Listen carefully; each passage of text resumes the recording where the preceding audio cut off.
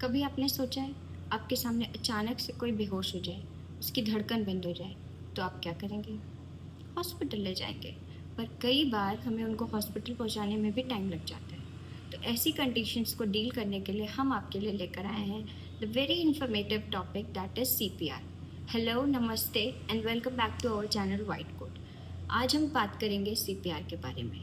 A simple technique जो किसी की जान बचा सकती है। और सबसे अच्छी बात, इसके लिए आपको कोई डॉक्टर होने की ज़रूरत नहीं, एक इंसान होना ही काफ़ी है।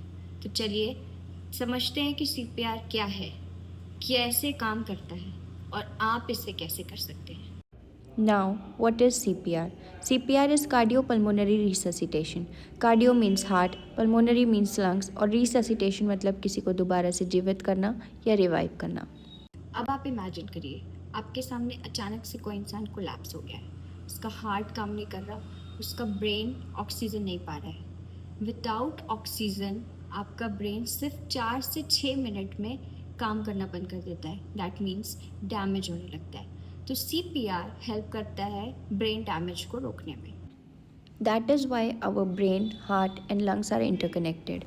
By doing chest compressions and rescue breaths, हम हार्ट और लंग्स का काम टेम्परेरीली मैनुअली करते हैं। बट चेस्ट कंप्रेशंस सिर्फ चेस्ट को दबाना नहीं होता, इसके पीछे है science. So let's decode the science together behind the CPR। Okay, तो अब हम बात करते हैं इसके पीछे के साइंस के बारे में। नॉर्मली हमारा हार्ट ऑक्सीजनेटेड ब्लड सप्लाई करता है पूरी बॉडी में, बट अगर हार्ट ही बंद हो गया तब हमारी बॉडी का सर्कुलेशन भी बंद हो जाएगा।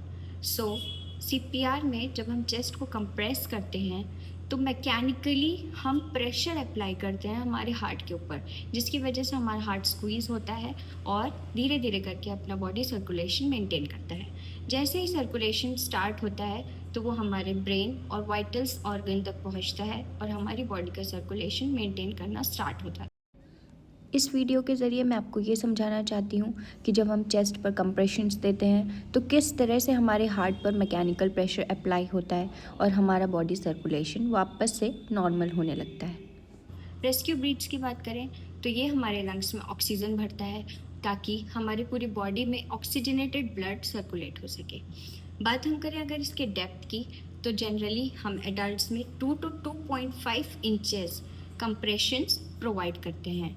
Also we have to repeat the compressions at least 100 to 120 times in a minute। American Heart Association के अकॉर्डिंग हमें बोला गया है कि अगर कोई भी इंसान कोलैप्स होता है तो उसके कोलैप्स होने के कुछ ही मिनटों के अंदर अगर हम उसे CPR प्रोवाइड करते हैं तो उसके बचने के चांसेस 2 से 3 गुना बढ़ जाते हैं।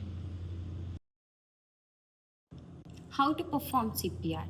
So basically we will learn in very simple 5 steps that कैसे हम CPR को परफॉर्म कर सकते हैं। So the first step is check for response. आप रिस्पॉन्स कैसे चेक करेंगे? Gently you have to shake the collapsed person and ask, क्या आप ठीक हैं? क्या आप ठीक हैं? आपकी वॉइस तेज होनी चाहिए, but the shake of the collapsed person should be very gentle and you have to wait until the collapsed person should reply back। अगर वो कुछ ही सेकेंड्स के अंदर रिप्लाई नहीं कर रहा और आपको लग रहा है कि पेशेंट बिल्कुल भी अनकॉन्शियस हो गया है, then you will move to the second step, that is call for help.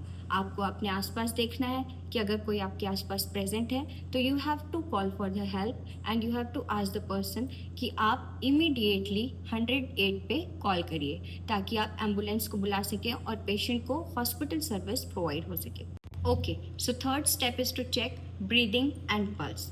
Breathing आपको कैसे चेक करनी है? You have to go to the chest level of the patient and you have to check the up down of the chest। if it is not present you have to move to the pulse। Pulse आपको कौन सी prefer करनी है? You have to prefer carotid pulse, जो कि हमारे neck में present होती है both side, but you don't have to check the pulse more than 10 seconds। it can impair the circulation more effectively। So you have to check for the carotid pulse। if the pulse is not present, immediately you have to start for CPR। As soon as you start the compression, the fourth step begins।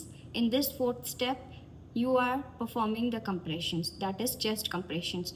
जब आप compression provide कर रहे होते हैं तो आपको हमेशा एक बात ध्यान में रखनी चाहिए कि आपको ना ही बहुत ज़्यादा प्रेशर लगाना है और ना ही बहुत कम। आपको प्रेशर इतना लगाना है कि कम से कम एडल्ट की चेस्ट पे आप 2 से 2.5 इंचेस तक गहराई तक आप कंप्रेस कर सकें। अगर आप सेंटीमीटर्स में जाना चाहते हैं तो दैट इज़ 5 to 6 सेंटीमीटर्स आपको कंप्रेस करना है, ताकि पेशेंट के हार्ट पे प्रॉपर मैकेनिकल प्रेशर अप्लाई कर सकें और उसका हार्ट स्क्वीज होकर के सर्कुलेशन मेंटेन करना स्टार्ट करे।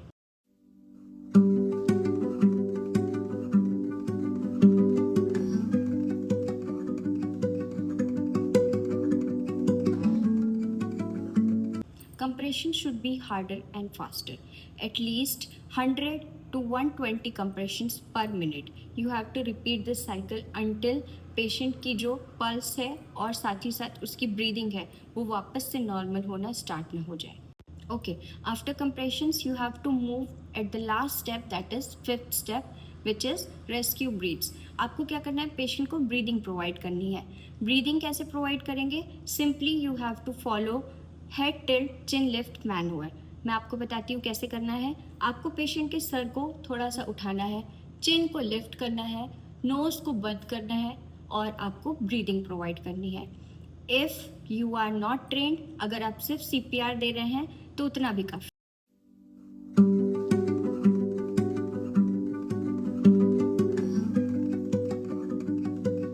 That is how you have to repeat the cycle of 30 compressions and 2 rescue breaths.